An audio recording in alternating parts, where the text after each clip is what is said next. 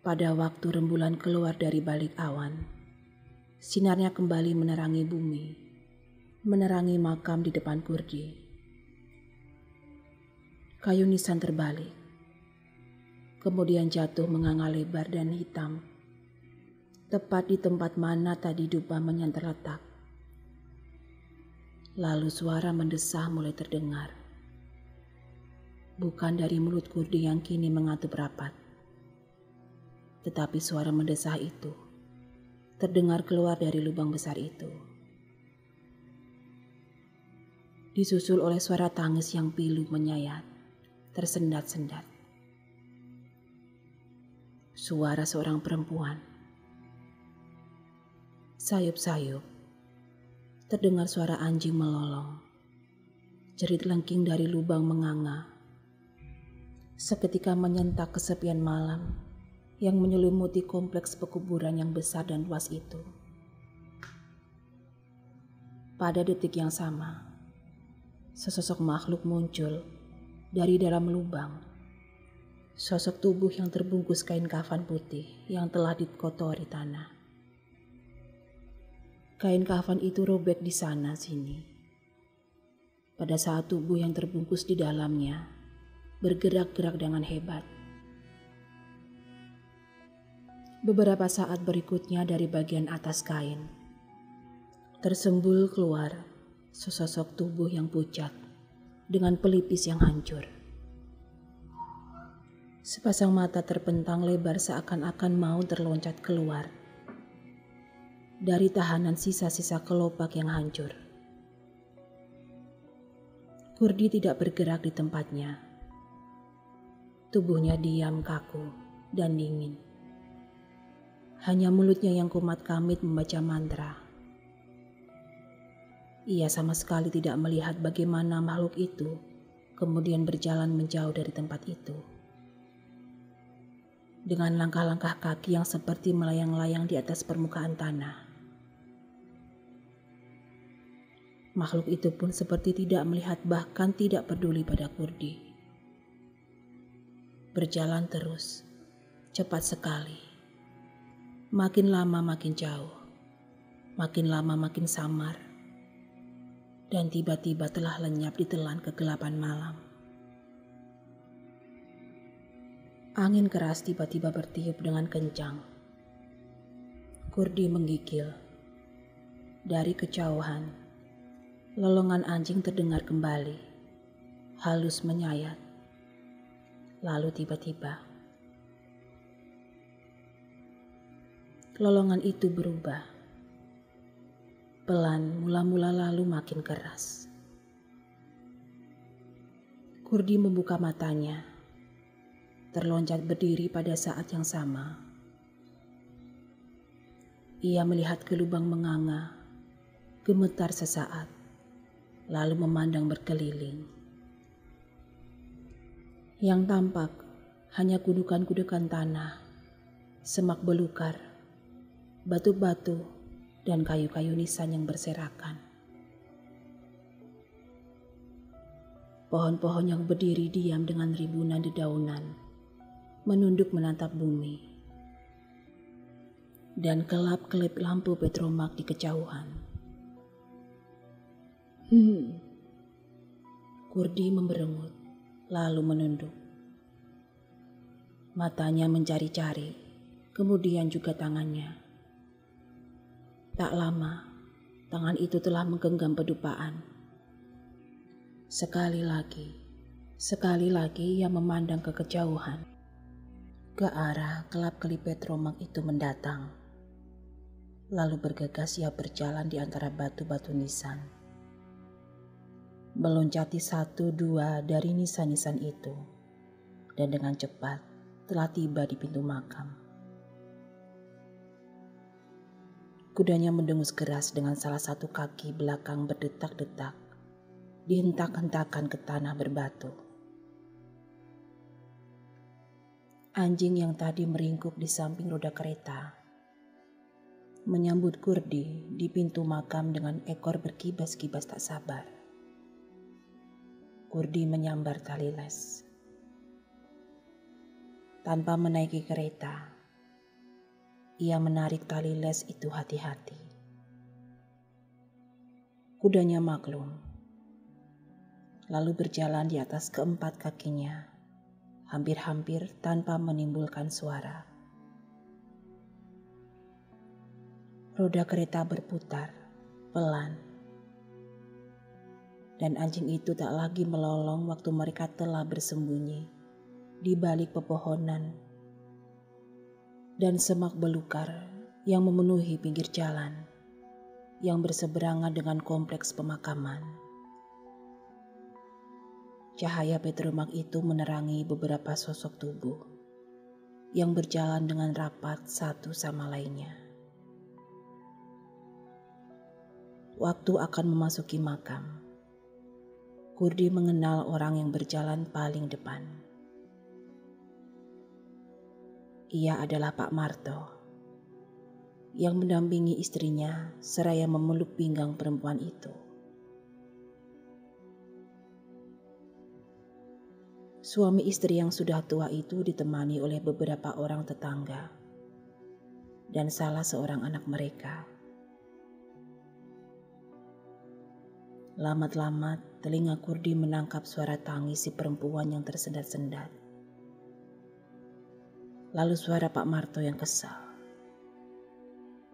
"Sudah, hentikanlah tangismu. Kita telah tiba di makam."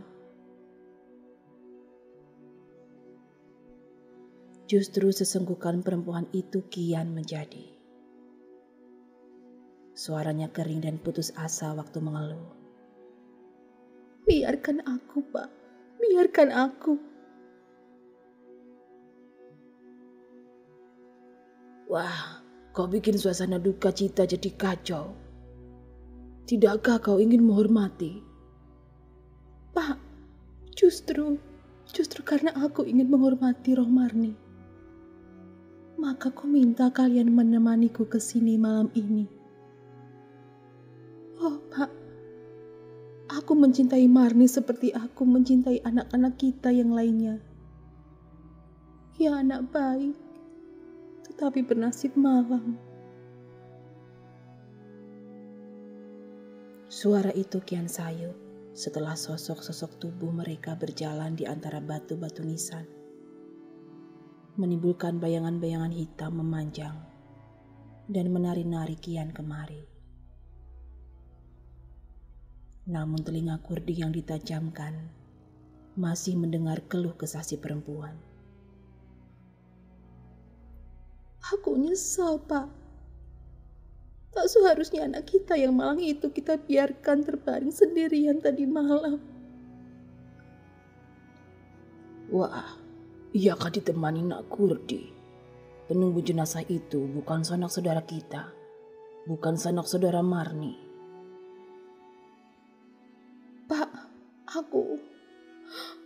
Pak, percayalah.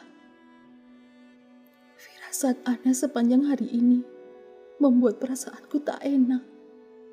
Tidakkah kau pernah memikirkan dosa-dosa yang telah diperbuat Marni mungkin membuat rohnya tak diterima oleh bumi?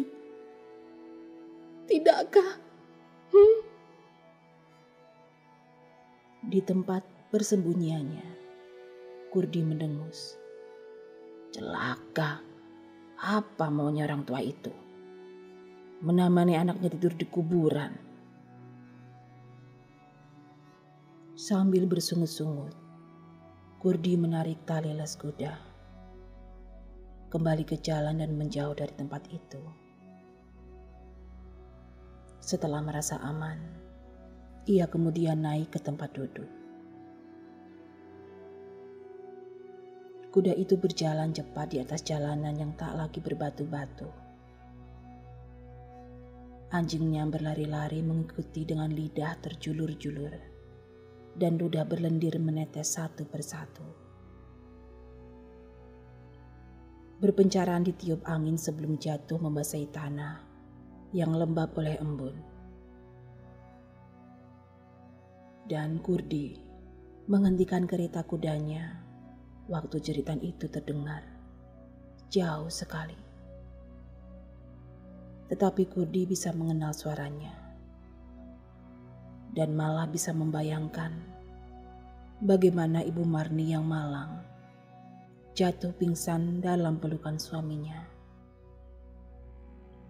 Bahkan mungkin bersama-sama dengan Pak Marto sendiri. Kurdi tertengada menatap rembulan yang kembali bersembunyi di balik awan. Lalu dengan sekali pecut yang tak terlalu keras, kuda di depan tempat duduknya berjalan semakin cepat, menembus malam yang pekat di antara pohon-pohon raksasa di kiri kanan jalan.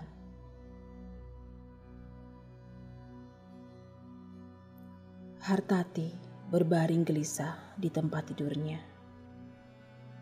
Bayinya baru saja tidur di box setelah menyusu.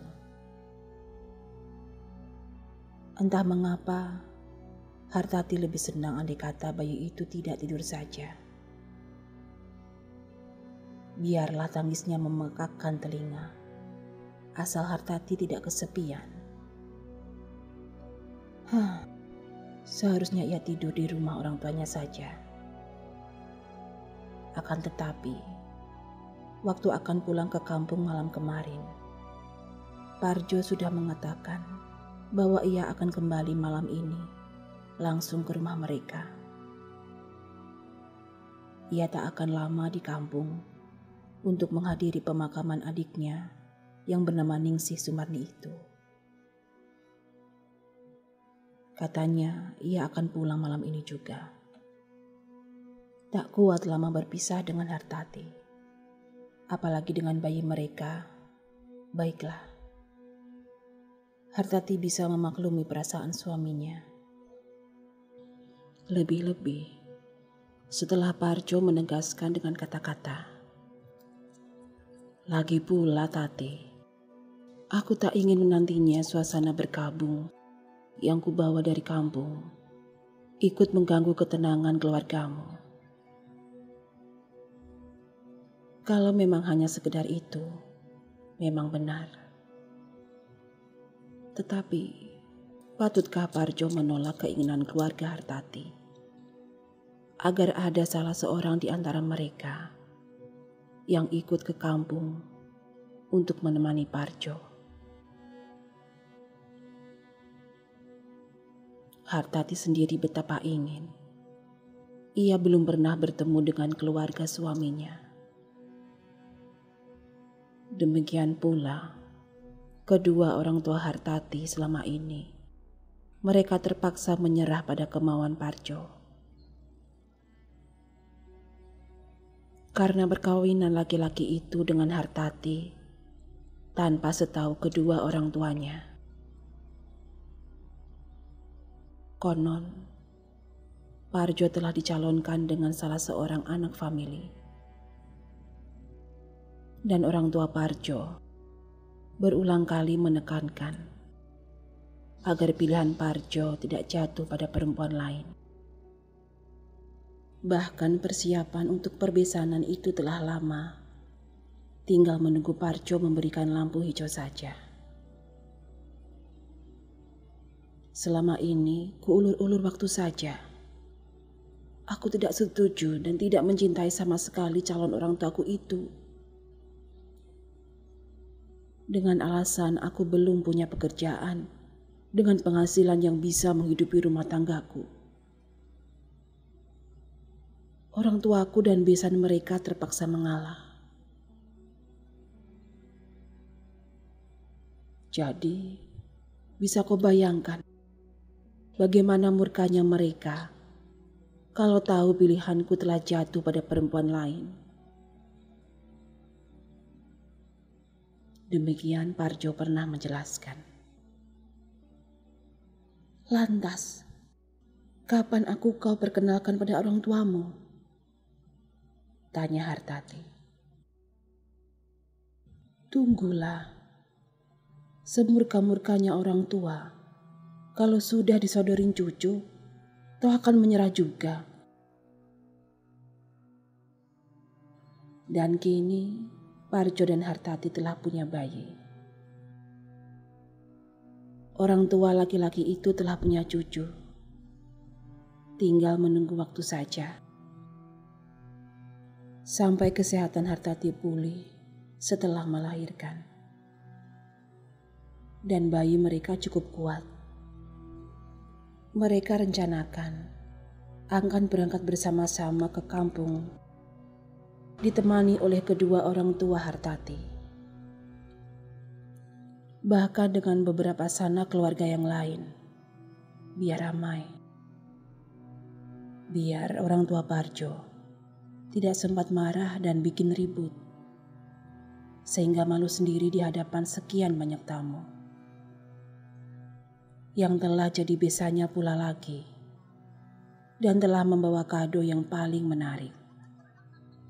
Hadiah yang tiada duanya dan anak seiring mereka. Seorang cucu yang mungil dan manis seperti ibunya, tetapi tak seperti ayahnya. Hartati tersenyum kecut, memandang ke box. Ia lihat bayinya tertidur dengan lelap. Betapa nikmat. Makhluk kecil yang polos itu tidak tahu apa yang harus dihadapi orang tuanya. Tidak tahu apa yang membuat ibunya malam ini begitu gelisah. Hartati sendiri memang tidak tahu juga mengapa kecewa. Karena sebelum rencana untuk beranjang sana tercapai, telah terjadi musibah yang memilukan. Demikian memilukan, sehingga waktu menerima interlokal dari kampung, Parjo sampai sempat pingsan dengan butir-butir air melelehi sudut-sudut matanya. Apakah arti Ningsih Sumarni buat Parjo sekedar adik? Tetapi Parjo pernah menceritakan, Ningsih atau Marni itu adalah adik angkat. Pertalian itu tidak wajar. Tampaknya kalau dihubung-hubungkan dengan suasana ganjil yang berlangsung selama perkawinan mereka. Parjo yang suka mengigau waktu tidur, menyebut-nyebut nama adiknya, Marni, disertai kata-kata kasih atau sayang, yang bila ditanya Hartati setelah suaminya terbangun, dijawab Parjo dengan tandas. Ia anak malang, ditinggal mati kedua orang tuanya. Wajar toh kalau tidak saja orang tuaku, tetapi aku juga mengasihi dan menyayangi Marni. Demikian merasa warjanya Parjo. Sampai kadang-kadang di waktu mereka berada di meja makan dan Hartati menghidangkan sesuatu, Parjo tiba-tiba nyeletuk. Wah, sayur asem itu kesukaan Marni. Atau waktu terbangun karena impian buruk di tengah malam, Parjo menyentuh pundak Hartati seraya berbisik. Marni, Marni sayang, aku melihat kita. Betapa kasihnya Parjo pada Marni, dan betapa sakitnya hati Hartati. Suara berderit dari box menyadarkan Hartati. Dari lamunannya, ia menoleh. Melihat bayinya menggeliat dan tiba-tiba menangis. Hartati bangkit cepat-cepat dari tempat tidur. Berjalan ke box, menepuk-nepuk paha bayi itu dengan lembut dan penuh kasih. Mengusap-ngusap wajahnya dengan rasa cinta. Tetapi sang bayi terus menangis, malah semakin keras. Kedua kaki dan kedua tangannya menyentak-nyentak. Waktu Hartati mengangkatnya, ia lihat kain lapis kasur box basah kuyup dan juga merasakan hal yang sama di popok anaknya. Pipis saja kok ribut banget, celutuk Hartati. Ia merasa agak tenang setelah memangku bayinya.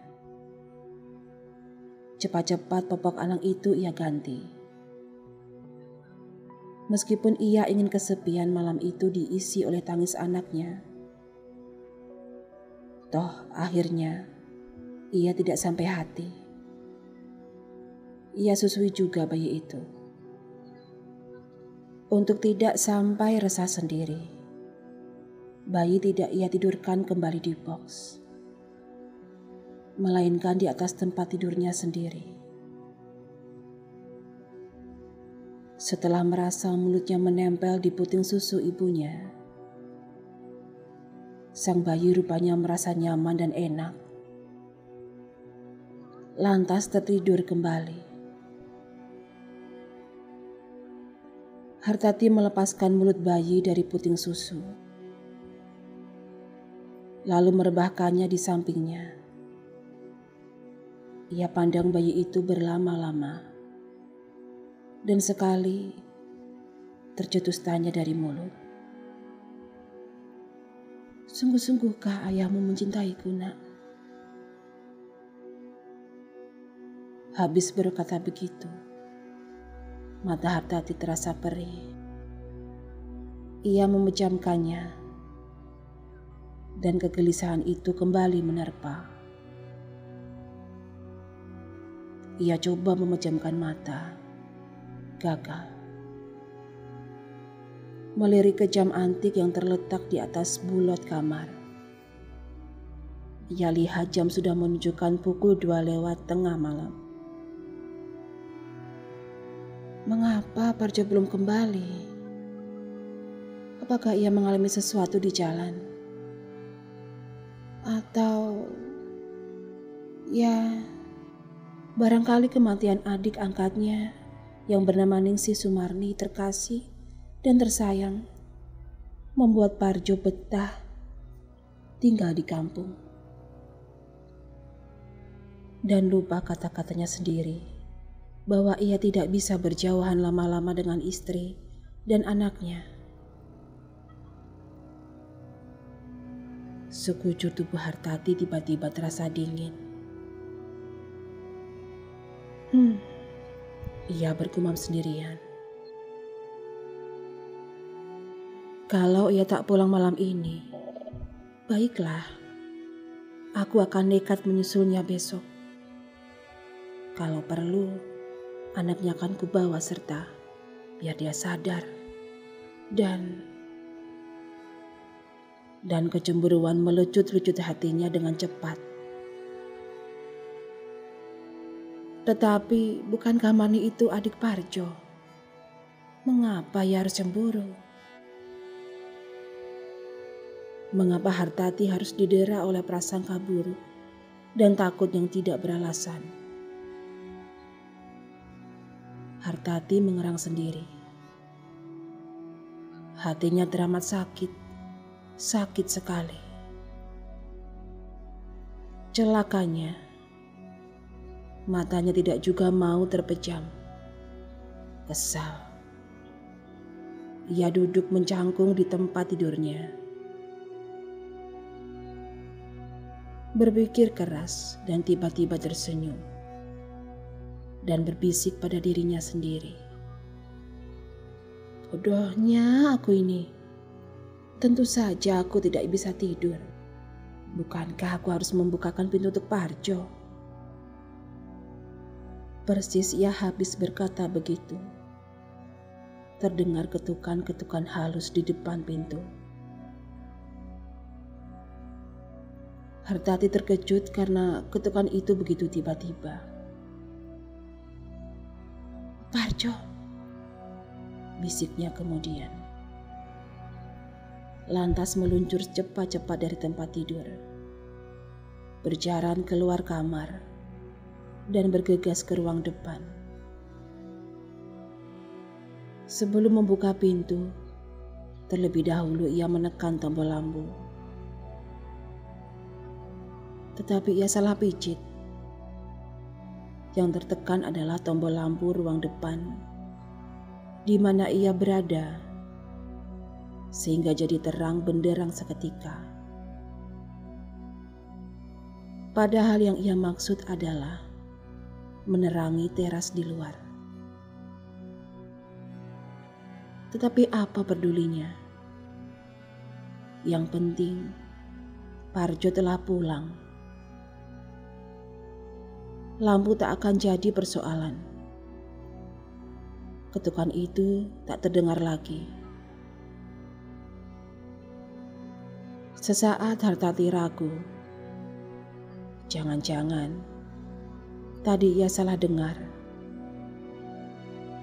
Bukankah kalau pulang ke rumah, selain mengetuk pintu, Parjo selalu memanggil-manggil namanya? Barusan, ketukan itu begitu halus. Tidak keras seperti biasa. Tiada suara memanggil. Dan ketukan itu sendiri tidak berulang lagi. Atau memang tidak ada ketukan sama sekali. Mungkin suamiku teramat lelah dan lupa kebiasaannya, pikir Hartati. Pada saat itu, kecemburuan yang tidak beralasan dan kerinduan yang teramat sangat pada suami telah membuat Hartati lupa akan keselamatan dirinya sendiri. Ia yakin suaminya telah kembali.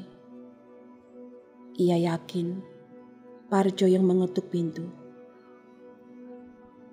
Dan ia merasakan kasihan. Tentulah Parjo teramat lelah, sehingga kini hanya tersandar diam di bendul, bagian luar dengan tubuh lesu, lelah, dan kedinginan.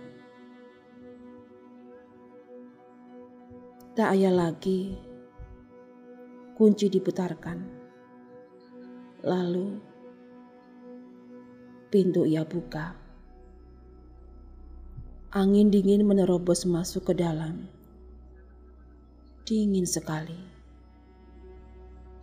Hartati menggigil dan keberaniannya ciut seketika. Waktu ia tidak melihat siapapun di depan pintu, kecuali sinar lampu yang menerobos keluar, menerangi teras, menjilati vas dan bunga kaktus, lalu kerikil-kerikil putih kekuningan. Selebihnya gelap semata, gelap gulita. Tidak, bukan saja kegelapan, tetapi juga angin yang teramat dingin itu menitipkan semacam bau tak enak. Mula-mula hanya sedikit, tetapi setelah ia hirup bau tak enak itu lebih banyak, perutnya terasa mulas. Ia mencium bau busuk, bau bangkai, dan sesosok bayangan tahu-tahu telah berdiri di hadapannya. Bayangan itu menyeringai. Di mulutnya yang rusak dan di sepasang mata yang terpentang lebar, tanpa kelopak, serta pelipis yang hancur.